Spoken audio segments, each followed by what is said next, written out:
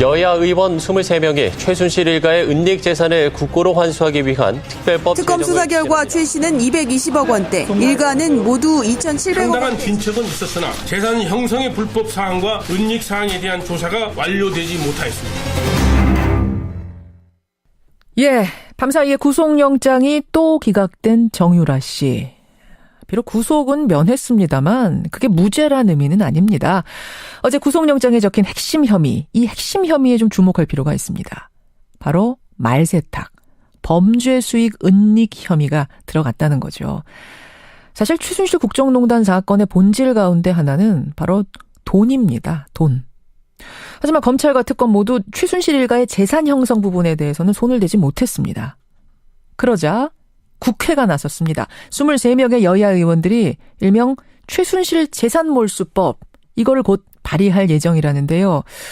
과연 이게 현실적으로는 가능한 건지 국세청장을 지낸 전문가 한 분을 좀 연결해보려고 합니다. 최순실 일가의 재산을 추적해왔고요. 어제 국회에서 보고회를 진행하기도 한 분이세요.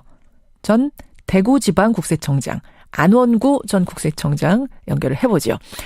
안 청장님 안녕하세요. 네, 안녕하세요. 네. 국세청이라는 곳이 숨겨놓은 돈 찾아서 세금을 걷어가는 곳이니까 숨은 돈 찾는 데는 정말 노하우를 가지고 계신 거네요. 네, 그런 셈입니다. 그러시죠. 네. 근데 어떻게 언제부터 최순실 일가 재산을 찾는 데 나서게 되신 거예요? 네, 그 최순실 국정농단 그 청문회가 있었는데요. 예. 그 당시에 그 세월호 당일 행적에 대해서 청와대에 있는 그 비서실장과 안보실장께서 윗선에 자기는 보고만 했다고 책임을 다했다 이렇게 이야기하시는 걸 보고 예. 너무 무책임하다는 생각을 하면서 그래서 이렇게 해서는 안 되겠다 싶어서 그 안민석 의원한테 이제 전화를 했는데 독일로 좀 같이 가주셔야 되겠다고. 그래서 그렇게 해서. 그래서 그 독일을 가게 되면서 이 일이 시작된 것입니다. 청문회 보고 열받아서 안민석 의원한테 그냥 무작정 전화를 한 게 계기가 돼서 그때부터 재산 추적을 시작. 예, 그렇습니다. 야, 한 7개월을 하신 거네요. 그렇죠. 근데 처음 시작하면서도 처음에는 좀 반신반의하면서 시작을 하셨다면서요? 그렇습니다. 최초에는 저는 믿지를 않았죠. 그 박근혜 대통령이 저는 뭐 국가와 결혼했다 뭐 이렇게 말씀하시면서 그걸 저는 믿었기 때문에 예. 처음에는 그런 재산이 있는 줄 정말 생각한 바가 없었죠. 긴가민가 하면서 파고들기 시작했는데 파다 보니까 네. 이거 이상하다. 뭔가 감이 좀 잡히시던가요? 그렇죠. 이제 저희들이 처음에 그 독일을 가서 실제 재산 형성이 돼 있는지 여부를 보러 갔는데 예. 독일 현지에서 저희들이 느낀 감은 정말 고구마 줄기 같은 뭐 일종의 암덩어리라 그럴까요? 계속 이를 찾으면 찾을수록 나오면서 이거 처음에 그 긴가민가 했던 것이 이제는 확신으로 이제 돌아섰죠. 암덩어리, 고구마 줄기. 겉으로는 요만큼 보이는데 파면 팔수록 뭔가 큰 덩어리가 보이시던가요? 그렇습니다. 아니 그렇게 해서 그 대략으로 추정하는 재산, 불법 재산의 규모가 어느 정도라고 보십니까? 그 현재 저희들이 파악한 내용으로 보면 부동산이 페이퍼 컴퍼니에 숨겨져 있고 또 펀드라든지 이런 것들이 사실 실제 한다는 사실을 저희들이 파악한 것이고요. 예. 실제로 그 규모라든지 저희들이 확인을 하기 위해서는 부동산은 평가를 해야 되지 않겠습니까? 그렇죠. 그리고 뭐 펀드도 속에 있는 금액 자체를 파악하기에는 조사나 또 수사를 통해서 파악해야 되기 때문에 지금 그것을 지금 말씀드리기는 상당히 좀 어렵네요. 사실 뭐 수사권을 가지고 수사하신 건 아니기 때문에 그렇습니다. 그렇죠. 정확하게 수치로 계량화해서 말씀은 못 하시겠지만 대략 눈대중으로 봐도 어마어마하다 이런 말씀. 그렇습니다. 그렇군요. 지금 말씀하시는 과정에 잠깐 얘기가 나왔어요. 부동산은 페이퍼 컴퍼니 형태로 뭐 펀드도 있고 기업의 지분 형태도 있고 진짜 보니까 어떤 식으로 어디에 그렇게 숨겨놨던가요? 주로 이제 독일 같은 경우에는 금융자산을 은닉하기는 용이하지 않아요. 주로 이제 그 부동산은 은닉하기가 좀 용이하다고 봐야 됩니다. 독일은 그런 부동산 형태로. 예. 그리고 유럽의 뭐 주로 이제 스위스 네덜란드 금융자산 형태로 숨겨진 것 같고요. 고구마 줄기처럼 계속 밝혀지고 있는. 네. 그리고 그 재산의 본류, 뿌리를 찾아가 보자면은 역시 박정희 정권 당시에 그 돈인가요?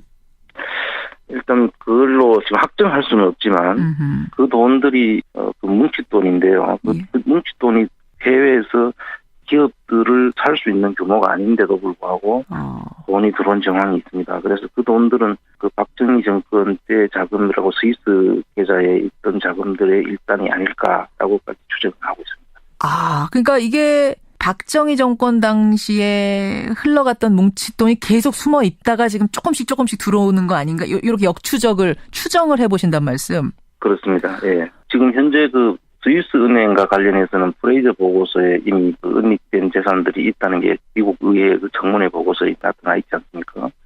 그게 보니까 그 당시에 프랑크푸르트 외환은행 지점이 있는데 프랑크푸르트 지점장이 박근혜 전 대통령의 이종 사촌 오빠가 지점장으로 계셨어요. 이종 사촌 오빠가 지점장으로. 예, 그러면서 스위스 대표부가 만들어지고요. 예. 그리고 그분이 이제 외환은행장까지 하셨다가 나중에 퇴임을 하셨는데, 예. 그 시점이 스위스 대표부가 없어지는 시점이에요. 그러면은 이거는 뭔가 그 자금을 관리하기 위해서 일부러 만든 자리는 아니었는가라고 의심할 수 있단 말씀이시죠? 네, 우연치고는 너무 이제 공교롭다고 보는 것이죠. 그렇군요. 그리고 그 다음에 그 스위스 대표부가 만들어진 다음에 우리나라의 그 대기업 중에 하나인 헝가리의 은행을 사는 것으로 되어 있습니다. 우리 기업이요? 예, 우리나라 기업이 헝가리 은행이 있는 줄 대부분 모르시는데, 예. 13년도에 그 헝가리 로컬 기업에 팔리는데요. 그 기업이 이우라크시하고 혼맥이 연결되어 있는 기업이에요. 아니, 근데 그 기업이 뭔가 필요에 의해서 은행을 샀다가 또 필요에 의해서 팔 수 있는 거 아닌가요? 물론 그렇기 때문에 저희들이 그 조심스럽게 보고 있는 것이고요. 주변 정황들이 일단 우리를 의심하게 하는 그런 정황들은 많습니다. 헝가리 은행을 통해서 뭔가 돈 세탁을 하려고 했던 게 아닌가 이런 생각을 하시는 거예요. 그렇습니다. 네, 알겠습니다. 네, 최순실 일가의 재산을 7개월째 추적 중인 분입니다. 세금 전문가죠. 돈 밝혀내는데 전문가입니다. 안원구 전 대구국세청장 지금 만나고 있습니다. 근데 청장님. 네. 막연하게 감잡는 거하고 실제로 불법성을 밝혀가면서 몰수하는 건 전혀 다른 차원인데. 그렇습니다. 일단 지금 현행법으로는 아무리 불법 재산인지 알아도 몰수는 불가능하다고요. 지금 현행법으로도 범죄와 관련된 혐의가 입증이 되면 몰수할 수 있도록 법이 돼 있죠. 그래요? 그러면 최순실 몰수 재산 몰수 특별법이란 건 왜 필요한 겁니까? 우선 그 재산을 한수하기 위해서는 그 자체가 불법으로 형성된 재산이라는 것을 확인을 해야 되죠. 예. 그리고 조사기구가 지금 국가 기능에서 다 조사할 수 있는 검찰이라든지 국세청이라든지 이런 다 있죠. 그러나 이분들이 지금 최순실 재산과 관련해서는 태스크포스를 만든다든지 해서 지금 조사를 한 적이 없고요. 그래서 따로 이 조사기구를 첫째 하나 만들어야 된다는 것이죠. 기구가 하나 독립적으로 필요하다. 특별히 요게 하나고. 예. 또 하나는 조사를 할 수 있는 기관이 공소시효 범위 내거나 그 세금을 매기기 위해서는 부가제척 기간 안에 들어와야지만 그게 가능합니다. 예. 공소시효와 그 부가제척 기간을 지난 것까지도 소급해서 조사를 할 수 있도록 하는 것이 지금 필요한 것입니다. 공소시효가 지난 것까지도 포함시켜야 된다는 게 또 특별법 안에 들어가는 거고 또요. 그렇습니다. 그러니까 이제 부가제척 세금을 매길 수 있는 그 부가제척 기간을 늘려줘야 국세청에서도 대부분이 기업과 금융과 관련된 내용이지 않겠습니까? 이분들의 재산들이. 그래서 그걸 조사를 하면서 내용을 재무제표도 보고 금융 추적도 하고 해야만 이걸 확정을 할 수가 있는데 그 접근 자체가 지금 현재 현행법으로는 좀 제한이 있죠. 그래서 또 그것도 특별법으로 묶어야 한다 이런 말씀. 그렇습니다. 근데 이번 법안을 이제 주도적으로 발의하고 있는 안민석 의원은 근데 이거 특별법 제정이 좀 쉽지는 않아 보입니다라고 고백을 하시더라고요. 왜 그러시냐 했더니 이게 이제 박정희 시대의 통치자금까지 다 조사를 해야 되기 때문에 아마 자유한국당의 반대가 있을 거고 그 협치가 깨지는 걸 두려워하는 야당에서도 좀 머뭇거리지 않겠는가 이런 걱정하시던데 공감하세요? 저는 지금 현재 현실적인 어려움이 있을 수 있다고 저도 생각을 합니다. 그런데 이제 저희 생각은 지금 사실은 이 문제는 여야나 진보 보수 이런 문제가 아니고 이게 국정농단으로 인해서 이 생긴 그 불법 재산들을 이게 국민의 재산 아니겠습니까? 국민의 재산이죠. 당연하죠. 네, 그래서 이 국민의 재산을 원래 주인인 국민들한테 되돌려주는 일은 예. 이 여야의 문제가 아니라고 봅니다.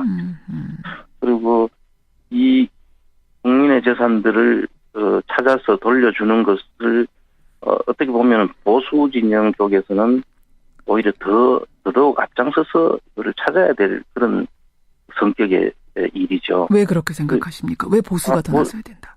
보수 진영의 분들이 국민의 재산을 찾는 것을 반대한다면 그게 보수가 아니죠. 항상 애국을 중요시하시는 분들이 정말 국민 애국이라면은 이거 찾는데 나서셔야 된다, 찬성하셔야 된다 이 말씀이세요. 그런 뜻이고요. 또 지금 협치를 말씀하시는데 사실 이런 부분에 있어서 그 여당과 야당들이 같이 공감대를 끌어낼 수 있는 오히려 그 협치의 사례로 이 부분을 발전시킬 수 있다고 저는 생각을 합니다. 역으로 생각하면 정말 그럴 수도 있네요. 협치의 이게 매개가 될 수도 있다. 특별법.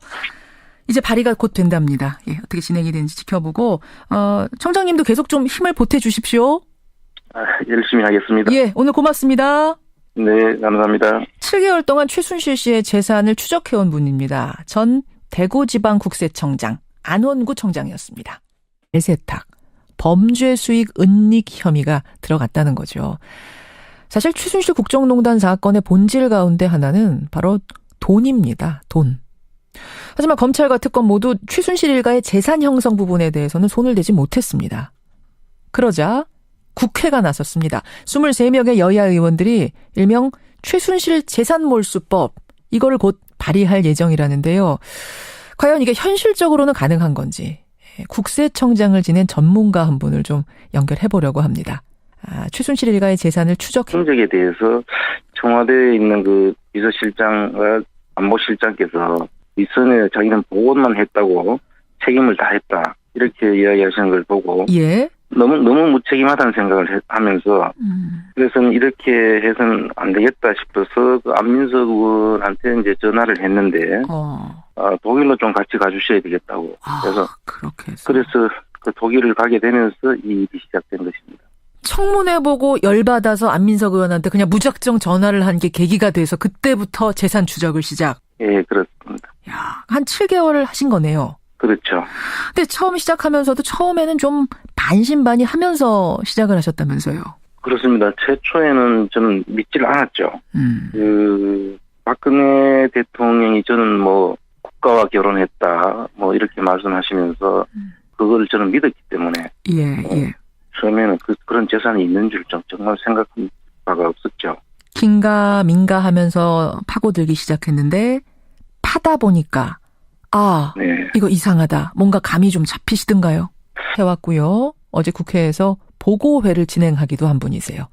전 대구지방국세청장 안원구 전 국세청장 연결을 해보죠. 안 청장님 안녕하세요. 네, 안녕하세요. 네. 국세청이라는 곳이 숨겨놓은 돈 찾아서 세금을 걷어가는 곳이니까 숨은 돈 찾는 데는 정말 노하우를 가지고 계신 거네요. 네, 그런 셈입니다. 그러시죠. 네. 근데 어떻게 언제부터 최순실 일가 재산을 찾는 데 나서게 되신 거예요? 네, 그 최순실 국정농단 그 청문회가 있었는데요. 예. 그 당시에 그 세월호 당일 여야 의원 23명이 최순실 일가의 은닉 재산을 국고로 환수하기 위한 특별법 특검 수사 결과 최 씨는 220억 원대, 일가는 모두 2,700억 상당한 원대. 진척은 있었으나 재산 형성의 불법 사항과 은닉 사항에 대한 조사가 완료되지 못하였습니다. 예, 밤사이에 구속영장이 또 기각된 정유라 씨. 비록 구속은 면했습니다만 그게 무죄란 의미는 아닙니다. 어제 구속영장에 적힌 핵심 혐의, 이 핵심 혐의에 좀 주목할 필요가 있습니다. 바로